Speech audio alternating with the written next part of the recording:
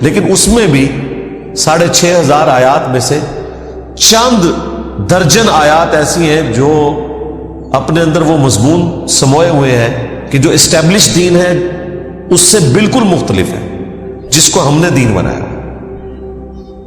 اللہ تعالیٰ اپنے معاملات میں بالکل سخت ہے۔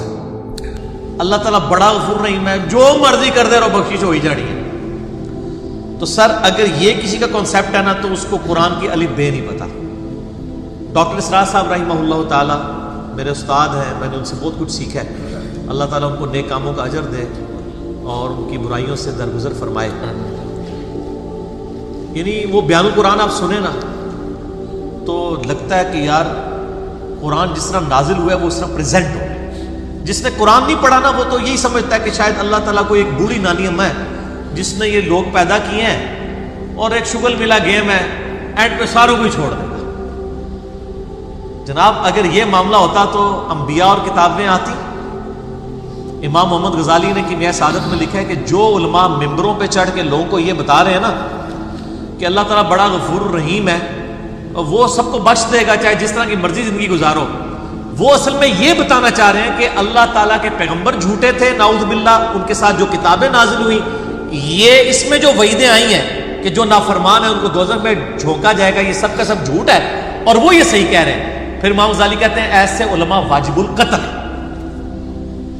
میں آج کے کسی میٹھے میٹھے مبلغ کے اوپر قتل کا فتویٰ نہیں لگا رہا، امام غزالی کہہ رہے ہیں کہ جو اس قسم کی رحمت کی آیات سنا سنا کر ان کا غلط مفہوم بیان کر کے خدا سے دور کر رہے ہیں۔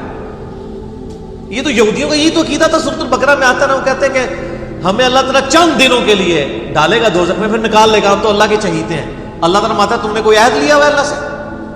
سورہ بقرہ شروع میں اسی لیے ہے کہ تم سے ایک پہلے تم سے زیادہ لاڈلی امت تھی، اس حوالے سے کہ اس میں زیادہ پیغمبر ہے، 3 کتابیں نازل ہوئی، تورات، زبور، انجیل۔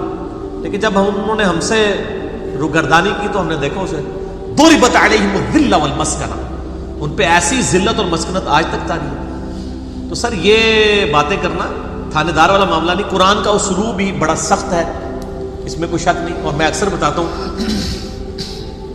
2011 کی بات ہے، ہمارے محلے میں یہ ایک مسجد، یعنی لڑکیوں کا ایک مدرسہ ہے اہل حدیث کا،